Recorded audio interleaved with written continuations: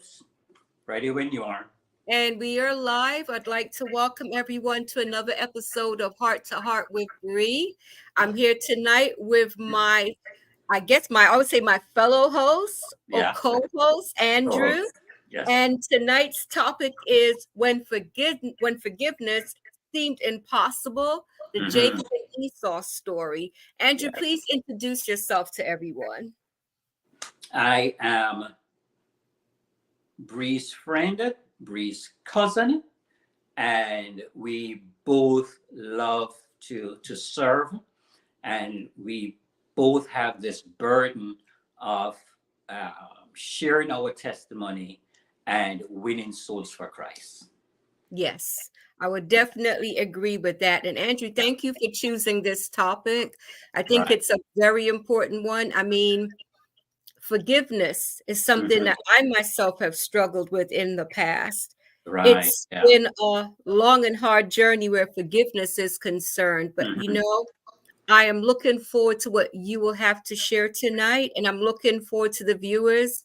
As we always say, we welcome your questions, we welcome your comments. Right. Please feel free to join in and I'll jump right into it.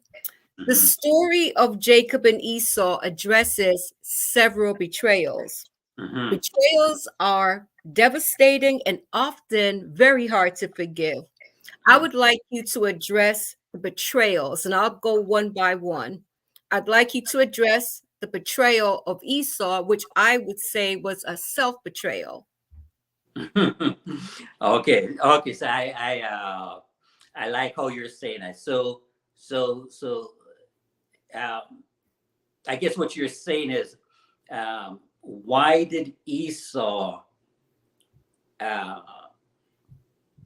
give up his his birthright so Yes, easily to his yes, brother the first time around for for that cup of soup, right? yes. Right. Yeah. Right. So right, and then we could look at, well, on the other hand, why did Jacob then Right, ask and we'll for it and in the we'll first def place? and we'll Yeah. definitely get to that Right. because Exactly. I Right. want Yeah. to Yeah. Yeah. I'm just. and this Yeah. is I just want to explain this to the piece. I really want us to break this down because Right. very often when forgiveness is such a hard thing to give, Mm-hmm. sometimes we have to look at the role that we ourselves play in Mm-hmm. the act that took place. And Mm-hmm. Esau definitely was not without blame. Right. So Right. please, talk about his self-betrayal.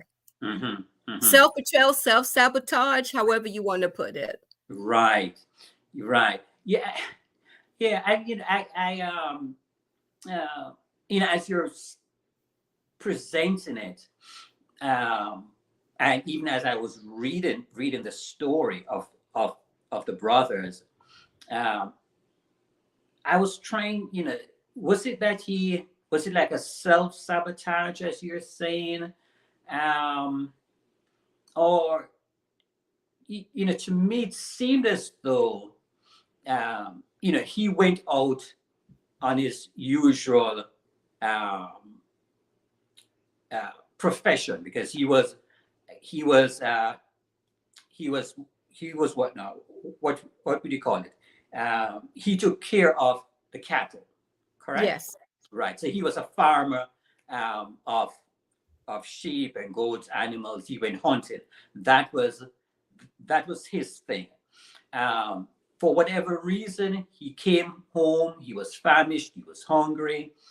Um, was it just one of those occasions where he did not he wasn't able to to capture any meat kind? What precipitated? Was it a hard night? Was he out you know overnight? And whatever those circumstances were, the story just presents the brothers, uh, and it didn't really give much backstory. They just said that they were brothers. They spoke about their birth, and then the story just transitions to this, right? So we really don't know what's going on between as they're growing up. One But second, Andrew. I'd like to welcome Irene Roper. Thank you so much for joining us, Irene. You know, hi, Irene. from birth, it Yeah, seems like there was something going on between them. of course. And Yes, we do know that Rebecca had been told that the older would serve the younger, right. right? That we know. And We I know know, that. but then he just picks up, so we just have that at birth, but then we there's nothing in between that and know that they are now adults, they're now grown men. So Well, let so me ask you this real quick. Let me ask you yeah, this because we have a lot of questions. I'm hoping that we can go through everything. yeah, yeah, Your yeah. father and your mother. Hello, Mikey Go. Thank you so much for joining us. Your Welcome. parents, they've done well for themselves in life. You're the youngest child. Yes. Now, I can picture Robert coming home and you've cooked some oxtail. Okay, he's the eldest son. Right, He's the eldest son in the family. right, Now, if he comes in and says to you, Andrew, I'm hungry, right, for everything that our parents are leaving to us, hey, give me some of the oxtail. right. Basically, I mean, when you really look at it like that, like how hungry was Esau? I mean, do you get what I'm Exactly. saying? How hungry was he, and couldn't he have skipped a meal? So it Right. makes you wonder: did he really and truly care about his birthright, or did he just That is it. assume it's a given? I'll eat the stew, but guess what? I'm still the firstborn, so I'm getting my Ah, birthright regardless. right. So Exact. That you sibling are rivalry, dishonesty, right. dysfunction. I think of all these things. Exactly. I think the underlining message here for Esau and for us is we should not treat um, things that are holy. We should not treat God's word, um, uh, the God's commandments, His precepts. If God speaks to you, Bridget, and tells you something, or anyone, we should not treat it lightly. And I Yes. think the core of Esau's problem, and this is seen throughout uh, the Old Testament, because Esau's story picks up um, even down to Malachi, right? And there, I'm sure if you, when this is over and you read it, I think it's in Malachi 1. Most people are probably, when they read that, they're probably disturbed when they hear that God says, Esau, I have hated, right? We'll definitely get to that because Yeah. this is one of those stories where you wonder about God and his relationships. Hmm. But let me move on to Rebecca Hmm. because she also was a betrayer. She's Right. a mother. She betrayed Esau, who was her eldest child. I would say it was a betrayal. She betrayed, I mean, her ex-husband, because as he's dying, I mean, you know what they set up. They were dishonest to a dying man. So I'd like your take on that. Yeah, and again, uh, when I read, in the past, when I read it, I sort of came to conclusions very similar to that.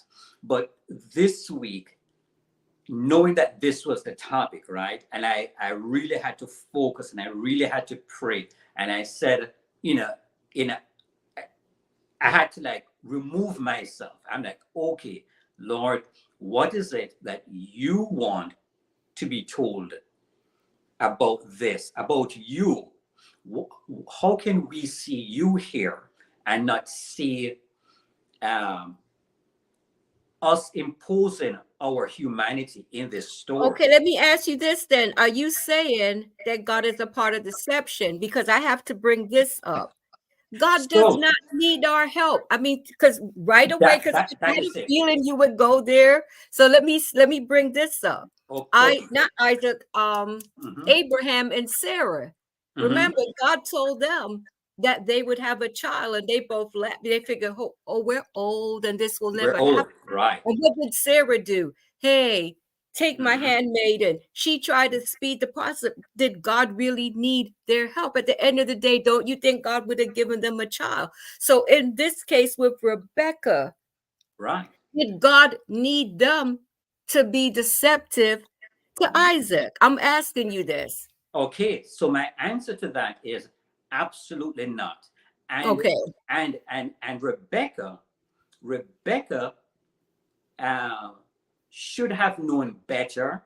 And let me just set this up for you, because if you go back, this happened like in Genesis chapter 32. That's where we are, right? So if Okay. we go back to Genesis 25, right, where where Isaac and Rebecca, where we are introduced to them, um, Isaac prays for his wife Rebecca to the Lord. So he lifts her up and Uh-huh. presents her to the Lord and asks the Lord to bless them with a child.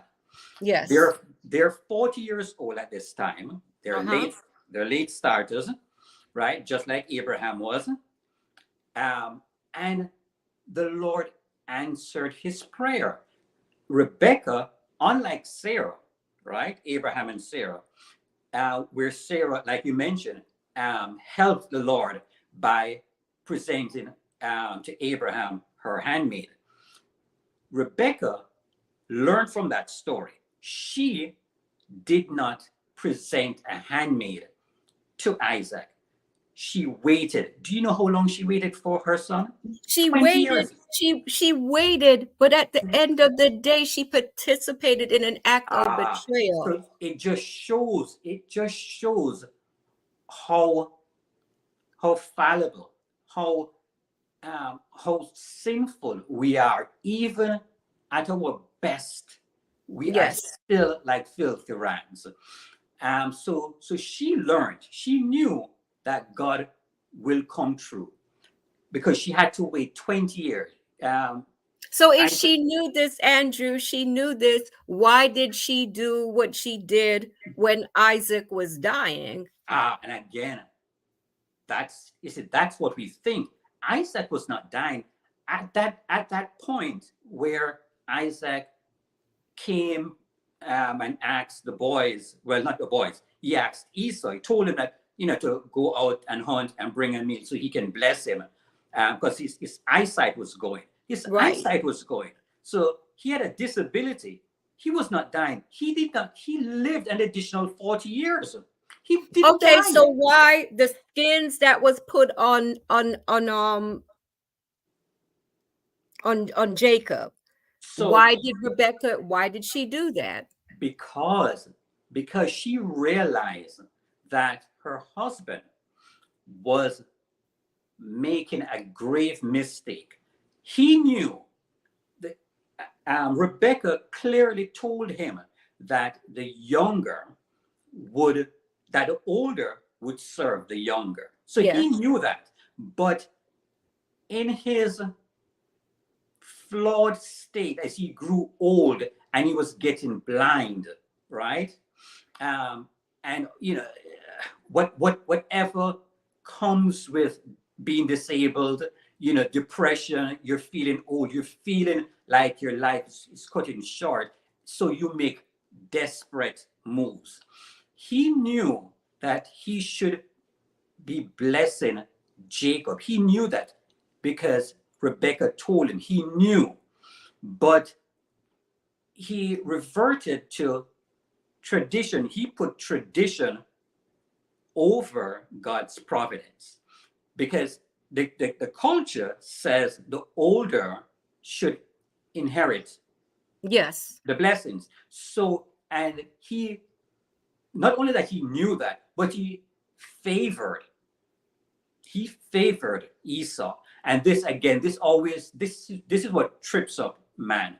We look on the outside, right? He saw Esau as being more manly. He was out in the field. He was killing, uh, the goats, the bisons. He was, um, you know, defending from the wolves and the bears, and you know, so he was the man's man, and the other son was at home. He was in the tent. He was probably reading scripture. He was probably, you know, doing whatever homely duties there were, and was probably not seen as manly to his father Isaac. So so Rebecca knew what she should have done. What she should have done in that moment when she heard, uh, when she heard Isaac, tell Esau to go hunting, to go and make a meal so he can bless. She should have the the um, the right thing to do was to go to him and say, "Honey, I think you're making a mistake. Remember what I'm God glad said." I am glad you said that, because Right. I believe she should have had that She conversation should with have. Esau. She should have had that conversation with her husband. So Right. this is leading me into my next question But about but but but she but favoritism. she knew in her husband. She knew in her husband probably knew that, he was not going to listen to her. Two So wrongs she don't took it make a upon right, herself. though. Two wrongs don't make a right. She was And still, right, she right, was, yeah, because that's the part I want to address, right, because too often we feel, this is a lesson I've learned. We feel like we have to help God along, and exactly. God does not need our help. So now Right. talking about favoritism, because you Hmm. mentioned Esau, the man's man, or whatever. Right. Now Right. Rebecca, you can see that Jacob, what to me was her favorite. Right. So, Yes. Yes. favoritism, like I said, when I think of this family, because for Mhm. some reason dysfunction comes to mind when Oh we see yes. some of these things that take place. Hmm. Fast forward, Jacob he benefited from favoritism. And then look at what happened with his son Joseph. He showed Joseph the same kind of favoritism, Right. and look at how that And look, ended. exactly. Right. Look exactly. So it it is it is it these different types of pathologies, just keep going through the bloodline. It is so Yes. common to us as humans, um, that you know uh, we have the Bible to teach us, to not just to teach, but also to warn. All right. So that we can look at this and know, and also know that God overrides, uh, the mistakes of men, and God still uses flawed men and women to Yes. still, participate, in His plan of redemption. So it serves a purpose because, It's there, um, you know what? It to me, it gives us some reassurance, there you because go. it does show It that shows you God's can love. fall short. You think of David, you think Right. Abraham, he That's slept yes. with the handmaiden. Yes. It's Yes. like all these things, but God still used these men. So yeah, Right. it is reassuring in It, many it ways. does. It does paint. It does, from Genesis right through to Revelation. It's a love story. It's a story of, how God, continues to exhibit love and continues to bring us to Him through these various acts of love, and He's constantly trying to reassure us to stop listening to the devil, who is telling us that we are so bad, we have gone so far that there is no hope for us. And the reason why the devil does that is because when he decided to rebel in heaven. He was given a second and third chance, but he did not take up the the offer of forgiveness. He did not, he kept pushing, and until his heart was just so rebellious against God, so that's what he wants. He's now lost, and that's what he wants. He wants us to be lost, but the gift, the gift of salvation, is still open to all of us, no matter what we have done. Amen to that. So Yeah. now let's talk about this sibling rivalry. That's what I see. Right. So I think of that old saying where it says there are two sides to every story. Right. You think of, yeah, Esau did say, "Give me the stew for Right. my birthright," but at the same time, it's like Jacob. I think he was no better when Hmm. basically he was willing to make that trade, because I stop and think of myself. I'm a sibling. In fact, I'm the eldest sibling, but Hmm. I couldn't imagine doing anything to rob one of my younger siblings of Right. what is rightfully theirs, or what my mother would feel like, this is what I want this one to have, this is what I, because it's like Right. saying I want it all, and Hmm.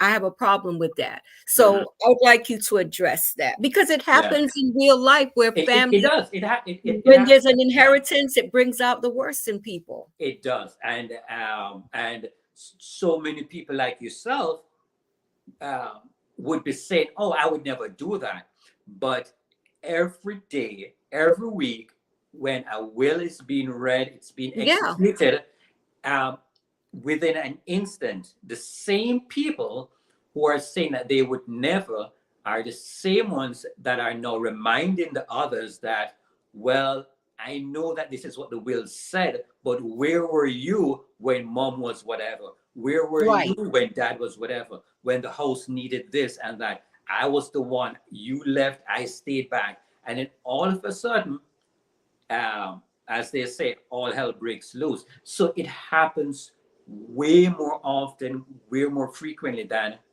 we want to admit. But still, Esau was clearly um, hurt, um, and he had no basis to be hurt other than the fact that um, he suddenly realized um, that the blessing that But he let's didn't just want. let's get back to where he makes the offer, and when Joseph, I mean, this thing that takes place between them, where this exchange takes place. Because I do think there's blame on both sides. Because I do think not Reuben, I Jacob, do think Esau was wrong, but I think Jacob was wrong also. So right? I just want you to address Yeah. that. So Jacob, he wasn't a willing participant in the second part, right? His Okay. mother, his Right. mother. But I'm talking Um, about the first act where it was between him and his okay, brother. right, Yeah. right. So the first act where he asked him for his birthright, in exchange for the for the soup, right? Um, there is clearly no excuse for that.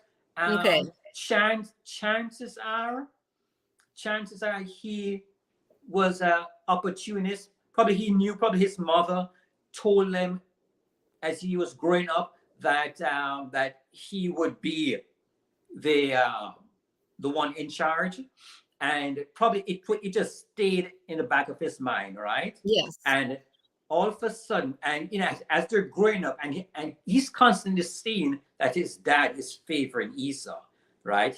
In everything. So he's probably in his head saying, I don't understand how mom says that I'm going to be blessed, I'm going to be the one in charge, but everything around me points to dad constantly favoring Esau, right? But here comes this opportunity, and he reaches, he grasps, he lunges for it and says, aha, this is my opportunity to strike. Esau is hungry. I have a good pot of soup here. Let's see if I can trick him into giving me his. And lo and behold, Esau relents, which just shows um, that, to me, it shows that chances are, if somebody else, if it was some other non family member would have interacted with Esau, probably he would have sold it out to some Canaanite, a And no, and Hittite. I and I and I and I and I and I totally get that, because Right. I think he showed disregard, Yeah. for what his inheritance was. But Yeah. I still But cannot still, make an yes. excuse for what his brother did, because at Yes. the end There's of the none. day, Yeah. yeah, because it Yeah. was how it took place. It was Exactly. Yeah. it Yeah. was Yeah. it Oh was yeah. it was how it took place. Yeah. And I'm It saying was this, dishonest. it was, and There's no that two ways around it. Yeah. right, because at the end of the day, if he knew, like, and I get his mom telling him, Yeah. your brother will serve you, your brother will, Yeah. then Yeah. trust God to bring it about. Cross. You Exactly. don't have to resort to trickery, right? Exactly. Exactly. Exactly. Okay, so let me ask you this. So, did Esau, did bitterness take over his life? And if it did, as we know it did, but Yeah. does he have a right? Does he have a right to be bitter? uh it no, no, I don't think he has a right to be bitter, um because uh why are you being bitter over something that you didn't want, right? So he's bitter for the mere fact that he was tricked, but not tricked for that specific thing, because Yes. he didn't have any real love for it. He's just upset of the fact that he got tricked, right? Um, but he was blessed. In all honesty, he was still blessed because his dad blessed him, which he wasn't entitled to. But uh, Isaac blessed him, so he got the blessing of being uh, that he would prosper by by the sword. So he lived a life where he was not in want of anything, right? Okay. Outside of the blessing of God, right? But he lived a blessed life. He lived a comfortable life, as a swordsman, as a herder. He lived a comfortable life, but so he was not uh, in need of anything. He Uh, wasn't out there starving. no, It's he not was not like he wasn't starving. able to provide for his family. But let me bring this up, Andrew.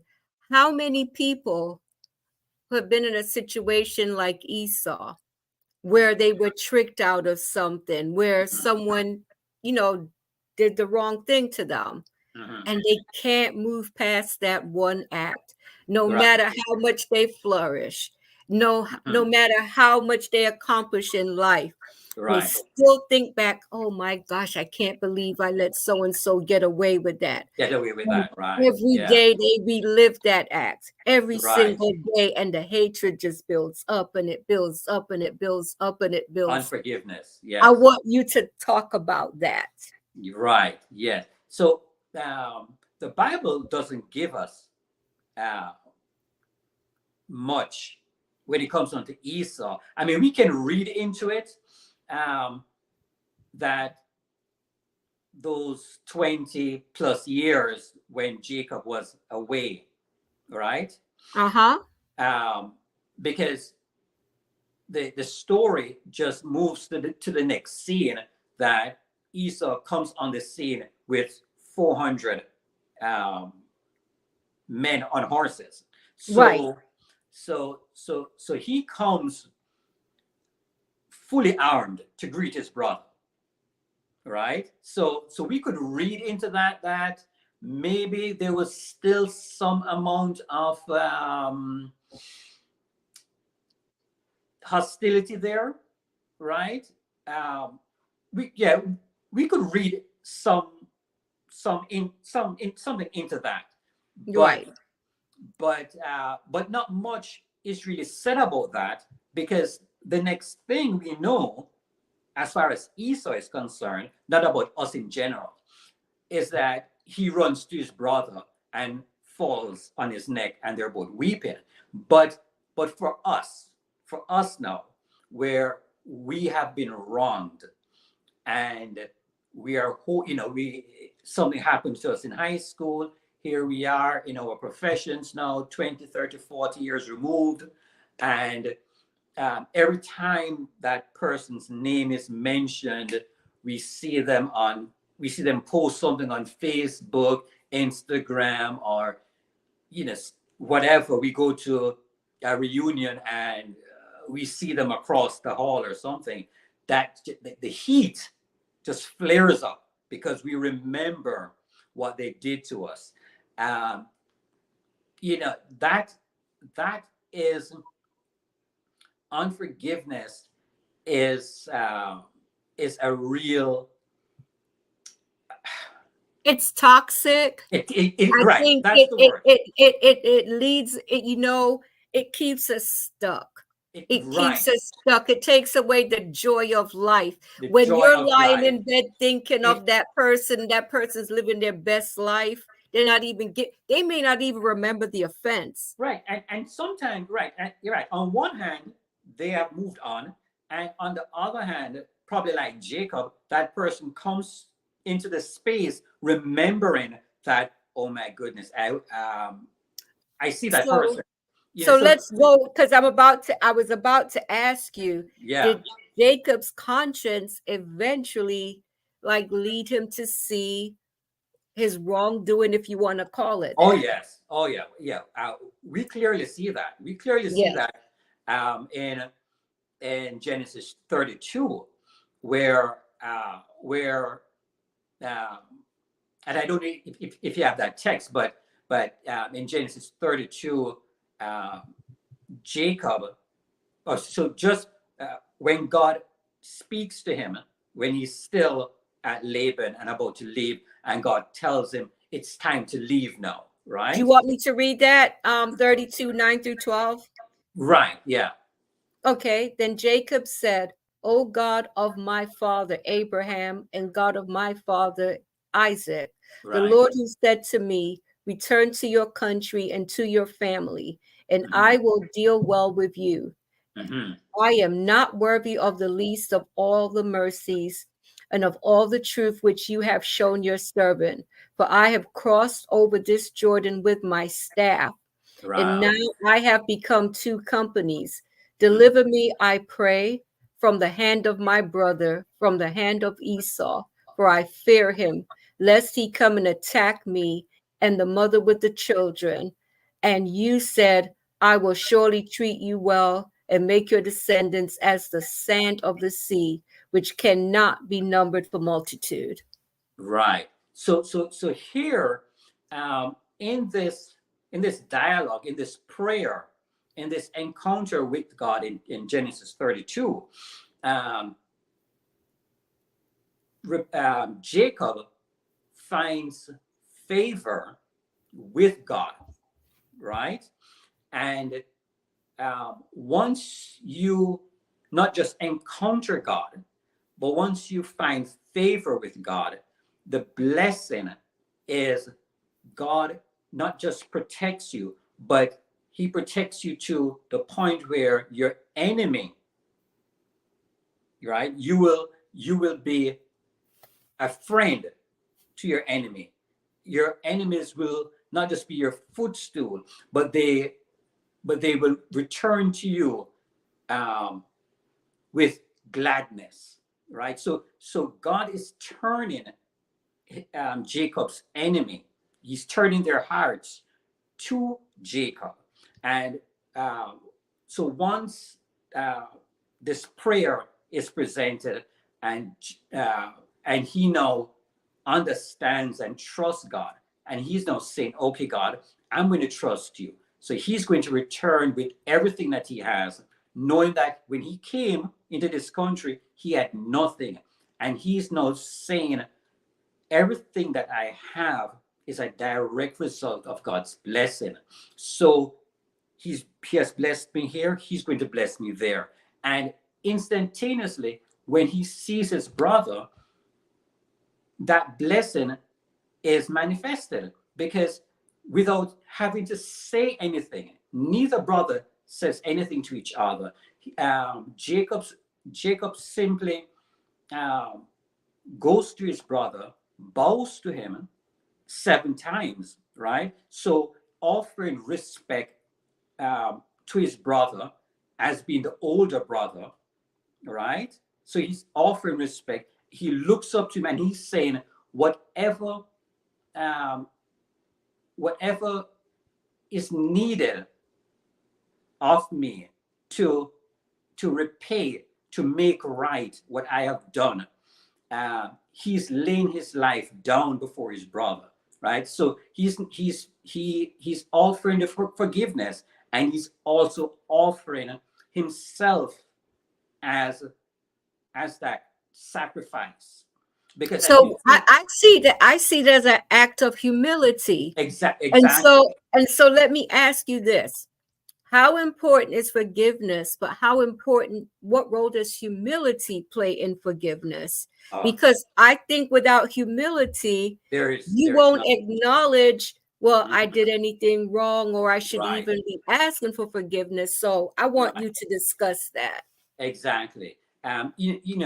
Sometimes um, asking for forgiveness, um, especially when you had no part in the harm or the trauma that was done to you. Someone just did something to you and you have been traumatized, right? You didn't do anything. Right. But years pass, time pass, and you're like, I need to move on from this. I can't keep carrying this burden. I can't keep carrying this yesterday's pain into today's existence. It's too much. So Yes. you can ask for forgiveness in that setting, right? Because you want God, instead of carrying around the fact that you want the person, you want vengeance for what a person did to you, right? And you can say, God, vengeance is yours. I am going to stop carrying this around. I'm going to stop trying to punish this person by hating this person. I am going to just say, just as though you have forgiven me for the bad things I've done to you, God, I'm going to forgive this person for the bad things that they did to me. And that is going to release and all that stress. It's going to release the pressure, the need for vengeance, and give the vengeance into God's hand, because He is the one that can rightly execute vengeance. So that's one. In the event that you had something to do with the problem, like in Jacob's case, right?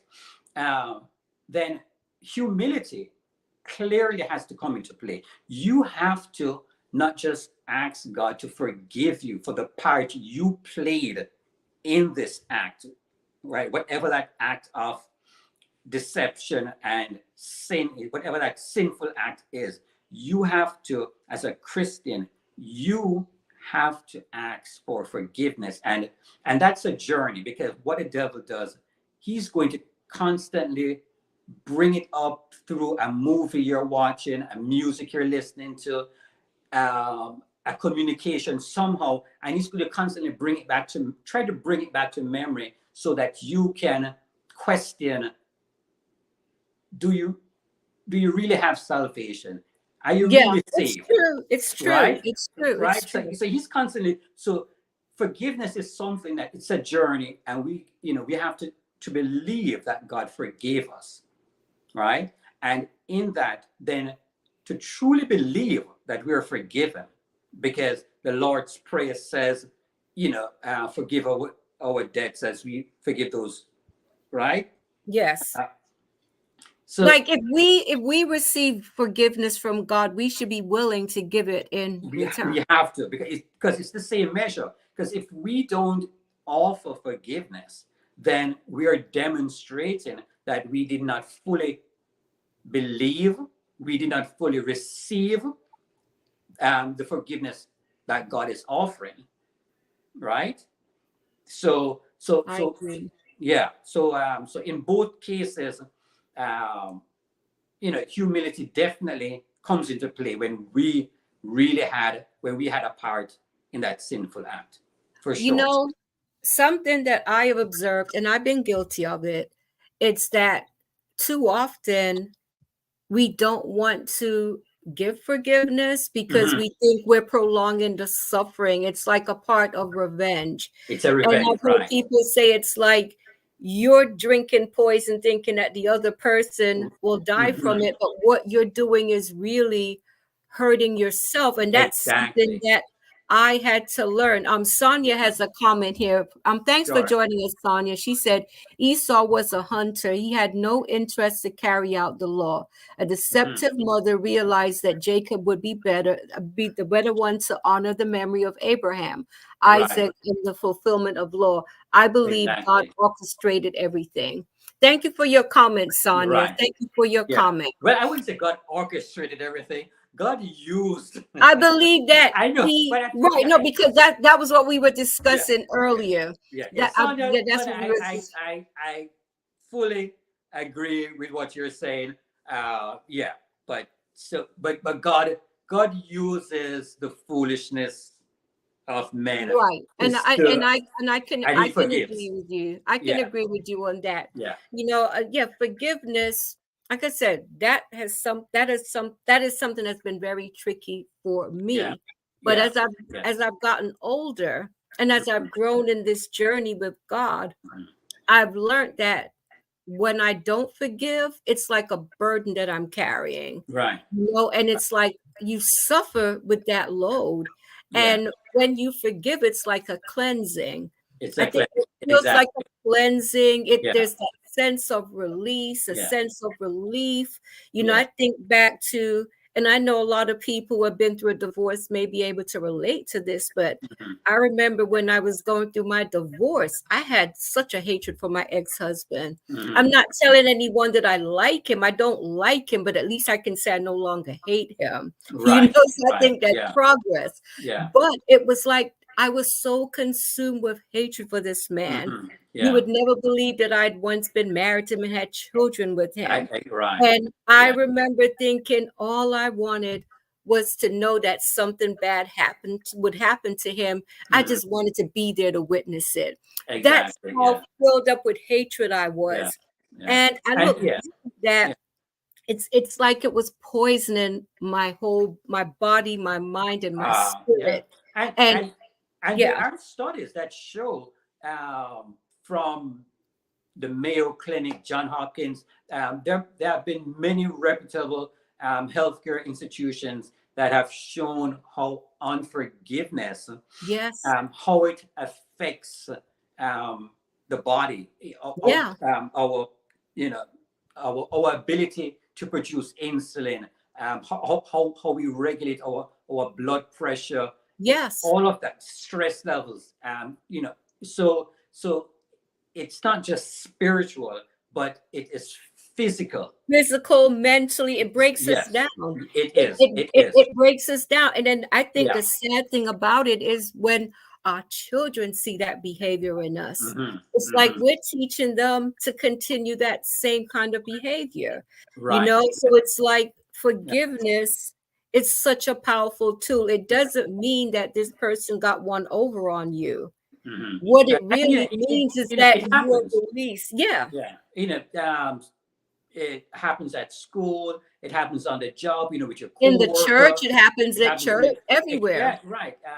That you feel as though if I don't set up some boundary, this person is just going to continue doing this to me or to someone else. Yes.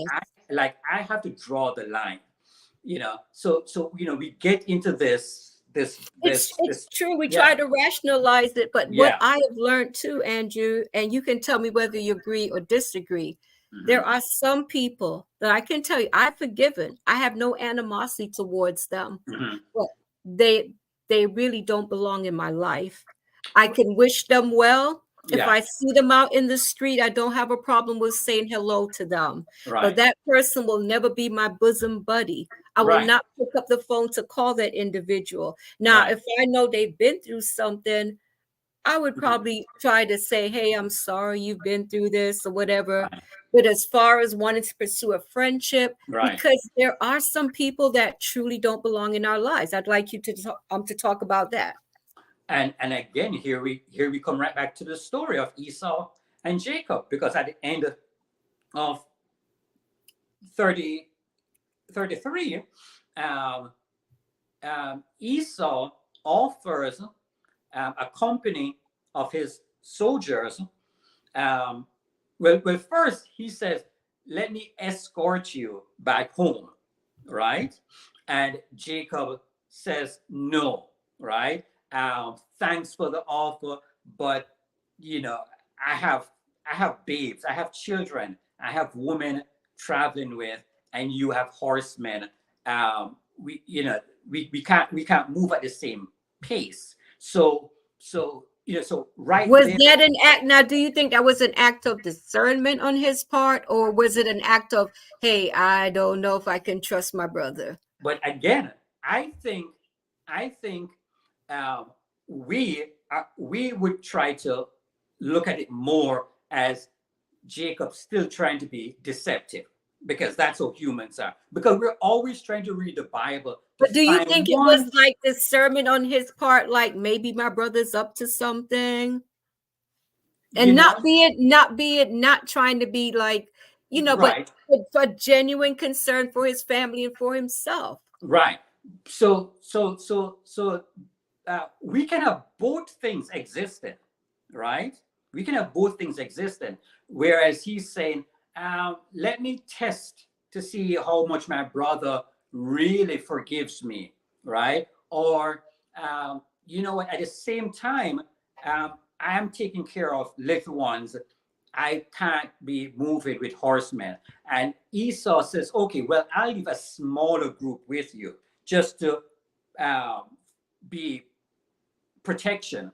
Um, and again, some people may say, well, um, Jacob may interpret that as being, well, you're leaving men to ensure that I don't go elsewhere. But then he says, oh my Lord, if I have found favor with you, please, no, it's okay. Take the gifts that I've given you, and I will meet you there, right? So, to your original question, um, forgiveness can be met, but you don't have to go in the same direction. So, I um, agree. Esau went to Seir, right, where he's from, and Jacob and his group went a different direction. So they still left in peace, um, and that's how the story ends. So it gives us a framework to your question that you can forgive somebody, you can still restore love to the point where I have no animosity. I'm not wishing any evil on you. The need Hmm. for vengeance is gone. I've given that to God, and I am good. But I don't have to sit and break bread with you every day, right? So we can learn that from this story. I definitely agree with you. I think we have to be wise with Right, the people we have in our circle. I right, do think that there are some people, like I said earlier, that don't belong in your life. right. There are some people who they can give the sweetest apologies and Hmm. they can have it's like lure you back into their little web. And next thing Right, you're back to square one. So there right, are some people that I would say forgive them and move on with your life. But I think that right. most Right. important thing is to remember forgiveness, because if we do not forgive, we're held captive for the rest of our lives. Exactly. What would you say Exactly. about that, Andrew? Exactly. I mean, yes, forgiveness is key, and it has to be genuine. Um, to where you know for sure you have forgiven this person and you have no more ill will towards that person. It doesn't mean that you're going to um, restore the relationship to the point where you guys are now big friends, but but there's no more ill will, and um, that's fine. That that's absolutely fine. Sonia has the point here. She said, I would never give a receptor a second chance to do it again in my life. Sonia, I'm with you on that one. And this is another thing, Andrew. I've seen people hurting for many years, especially in a situation where a romantic relationship Yeah. ended. And because that person that hurt them or betrayed or whatever they did never apologized. And Hmm. some people wait their whole life For an waiting apology. on that apology. And Right. I would like to say to people out there that sometimes you just have to be good with never receiving that apology. And You forgive and release that right. person to God. You have to forgive, but you have Right. to be good with not receiving that apology. Please address Yes. that, Andrew. Right. um Something missed me. I was going to answer something. Okay, so you said something at the beginning, right, of that. um what I'd like to just briefly mention, Okay. um, about second chances. How can I say this? So you have to forgive Of course. without allowing um, the original sin to still leave an imprint within you. So that um, so when you say you're not going to give that person, or sometimes it may even be another person, Mm-hmm. and you may say, Yeah. well, oh, or you're like you put up your walls. What that's telling you is that chances are you probably not totally fully forgiven, because um, you are still allowing the devil to still use the residue of that thing that you thought you forgave, to prevent you from moving on, from preventing you from opening your heart and loving another person. So I'm not going to fall in love again because I got hurt. No. I am going to get back up on my bicycle, and I'm going to ride even though I fell the first time, and I'm going to keep riding, and I'm going to keep loving, because love is what God wants me to do. But Right? we have to be wise with our love, right? Yes, but but Okay. but I just want you to No, no, understand that little. I get what you're saying, Andrew, Right. because I think a lot of women would heal from what you just said if they really Yeah. took the time to allow it to really sink in. Right. Because at the end of the day, yes, my heart may have been broken, but Right. because I have been healed, I have the ability to open my heart to love again, to give love Exactly. and to receive love, not Exactly. foolishly, you know, So but at right. the So end of the so day, my right. heart is open to love. I totally get where you're coming from. Thank you. Right. So that's just what I just wanted to just put in that little bit of caution there, that Yeah, you and can no, learn. I totally agree with you Yeah. on that one. Okay. Well, let Okay. me ask you another question. Yeah. If we do not acknowledge our wrongdoing, Mm-hmm. right? If we do not acknowledge it, can we truly say that we are asking for forgiveness? If I'm not acknowledging that slap I gave you in the face, Mm-hmm. and I'm pretending that, hey, I don't know why we're not speaking and why we're not on good terms. I mean, do you get what I'm There are saying? people like that, I Yeah. totally, Yeah. I mean, do you get As where what I'm we say coming in from? Jamaica, the bold face, right? Yes. Yeah, yeah, yeah, yeah, yeah, So, yeah. what would you say to that? Well, how important is it to acknowledge the wrong? So you did me something. you probably don't even acknowledge, are aware, you have no intentions of forgiving me because you don't, you're completely oblivious, or you're just bold-faced. You just think that I should have just moved on, right? Yes. So in both those instances, because you are hurt, regardless of me, how I feel, right? You um, it is incumbent upon you, because you are still feeling that you are due forgiveness. So Yes. what you have to do first, because sometimes if that person is dead, then you can't get the forgiveness from that Right. person. So regardless of person A, you have to bring your pain to the Lord. You have Yes. to say, this thing is burdening me. This thing Yes. is weighing me down, Lord. Please, I'm offering it up. I'm putting it at the cross, the foot of the cross. Yes. I need help. God hears and God answers. Okay, so we know that God hears every prayer instantaneously.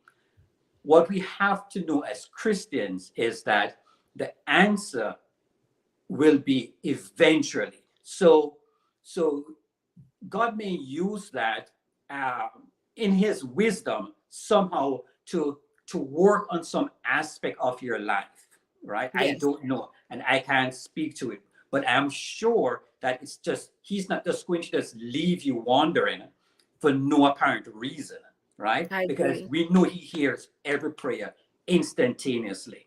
How that answer is manifested, um, as a Christian, we have to, and as we spoke before we went on air, we Mm-hmm. have to wait on that maturation of God's vision to go through the full trimester, right? So that we can learn to wait, and we can still, and in that waiting, we can still rejoice. We can still give God thanks and praise God, has while we wait, right? So so that's where we ought to be as Christians, instead of simply waiting on this person to forgive us so we can then move forward. Because in so many cases that will just never happen. The Or for person may people die. we're waiting on that person to come in or to say, hey, I want you to forgive me. Because sometimes that's something that's just not going to happen. There are people who Right. are holding grudges against people who are dead and gone. You Dead. know, there's that Right. expression in Jamaica called where they says you have someone up. You have Yes, them up, yes, you you have know, them and it's all. like, it's like, listen, it's not worth it. It's not worth Yes. it at the Right. end of the day. One of the biggest lessons I learned was Mhm. when I found out my father was Ah, dying, and I lot of I had a remember you. lot of anger towards my dad. I had a lot of Yes. animosity towards him. Yes. And I remember my mom saying I should call him, and I didn't want Mhm. to. But it was Mhm. something that my dad said to me. And at the time, I didn't realize that he was actually dying. Mhm. But when he said to me, we had some good times, didn't we? It wasn't all Mhm. bad. It wasn't all bad, was it? And I remember Mhm. thinking, Mhm. wow, like he's not a sentimental person. And it was kind of weird that he said that. But I Right. remember saying to him, we had a lot of good times, and all families have some level of dysfunction, you Right. know? But Right. that conversation, I thank God he said that to me, Mhm. because Mhm. then that told me that in his own way, Mhm. he He was wanted reaching out. he was In that, he reaching was out, asking for forgiveness. and I believe that, and I believe he Yeah. wanted to like, because one of the things that happened after he passed, I Mhm. started thinking back to when I was a child. I Mhm. started thinking back to, I mean, there were bad times, but I started remembering a lot of the good Good times. times. Right. And I realized that, and my sister and I say it all the time, like, we can't say that we had this rotten life. At Right. the end of the day, our parents did the best that they could. But it's Exactly. just the power of forgiveness. Because, Right. like, going to my dad's funeral, I wrote a eulogy, and it Mhm. meant something to me to do it because Mhm. it was me wanting to honor his memory. I Right. wanted to honor his memory. I wanted the world to know, hey, Benton Fuller was my father. I'm Mhm. his firstborn child. Right. I'm proud that I was his daughter. Hmm. And I wanted to say those words. And in many ways, that was an act of forgiveness on my part. And it Exactly. was it was very healing. So for Mhm. those out there, like I said, when we have people up, that's just a Jamaican expression. Exactly. It's not worth it. Exactly. Write a letter, get your feelings out, say You're a right. prayer, and Say a then tear prayer. that letter up. But get Exactly. get Yeah. that hurt out, because there are so many of us out there, and tell me if I'm wrong, Andrew, that we're hurting. Hmm. We're hurting because we Right. are not letting go, we're not forgiving, or we're Exactly. refusing. Even though we've been told, I forgive you, we think what I did was so terrible. How Hmm. could you forgive me? How could God forgive me? And Hmm. that's where Satan keeps us trapped. That's why I Right. think you have Yeah. people on drugs, they're alcoholics, because Hmm. they don't know how to forgive themselves. I want you to touch That on that that, right. Andrew. And you're so correct that we can talk about the the the siblings, but um, some of the greatest unforgiveness and the greatest pain is you and yourself, your own spirit, not Yes, being able to forgive yourself, not being able to receive God's forgiveness because you think that what you did was just so bad, so unforgiving. And yes, it could have been really terrible. I mean, we're not saying that what you did wasn't bad, right. right? But there is no sin that is so terrible, so big that God's grace isn't bigger than and cannot forgive. And it's about believing in God and believing that God is so much bigger in his love and in his mercy and grace that he offers to us. And it's something that we have to simply choose to believe, choose to receive. And as you go through it, like I say, it's a journey. As you Yes. replay it in your head, as you surrender to it, as you surrender, and this is something that this is what helps. As we talk about the journey becomes easier as you pray more frequently, as you study the Word, you read God's Word more frequently. You have to fill your mind. You have to live in an atmosphere of prayer. You have to be studying. I'm not saying that you're on the, you can't go to work, but you can go to work and you can be doing your work and still be praying, right? Still, you can be on the job, you can be driving, and in moments, in a second, you're like praising God. Instead of listening to music and radio stations and uh, other communications that's taking you away from God, you can be filling those pockets in your daily life with the Word of God, things that will bring you towards God. And as you do that, the forgiveness becomes easier to receive, and the pain, that internal pain, becomes less and less over time. I'm not telling anybody it's going to go away instantaneously, but it will reduce and it will be replaced with the goodness of God. I think it's a journey, Andrew. And I Yes, think at the end of the day, like I've always stressed doing this podcast, it was a part of a healing journey.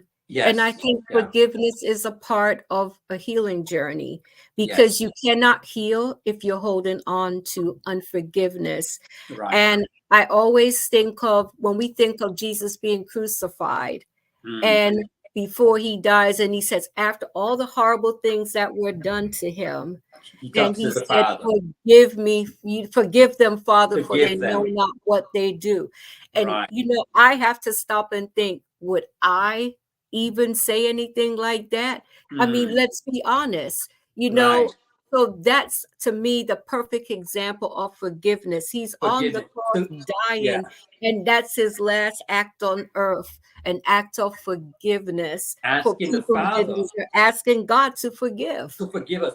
So because before God can love us, because He's seeing what we are doing to His Son, right? And so before He can turn to love us, He has to forgive us. So the Son rightly says to the Father, "Forgive them," right? That's to me the ultimate act of love. And Exactly. I'm not saying to people, go out there and allow people to use you, kick you down, and abuse Mhm, you. But at mhm, the end of the day, don't be held hostage by hostility and bad mhm, feelings mhm. and not learning to forgive. You can, like I said, you can forgive and Right, move on with your life, but you won't be able to move on until you forgive. That's a lesson I had to learn. right. You have Yes, to forgive. You have you to have to forgive, and forgive. Yeah. that is just so important. So, Andrew, what are your closing thoughts for today? My closing thoughts. I would say forgiveness is not something as Christians that we simply receive and it ends with us. Forgiveness is something that we receive as a conduit to pass on to the people in our lives. So we are forgiven, we receive forgiveness, and we are to offer forgiveness and even ask other people for forgiveness. So don't just say, "God forgave me," and you know that you have hurt someone and the person is still there within your line of view, right?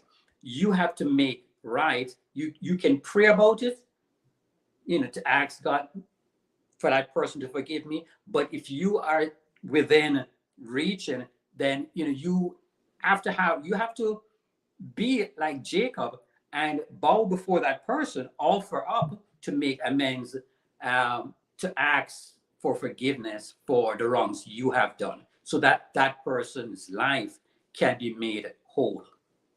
And what I would like to say, Andrew, is that to those who are waiting on that apology that they will never receive, Mm, whose life is stagnant, you can't move right. forward because you're still hurting over that man or that woman or that child Mhm, who has hurt you, and they rode off into the sunset. you right. know you Mhm, have to learn to forgive.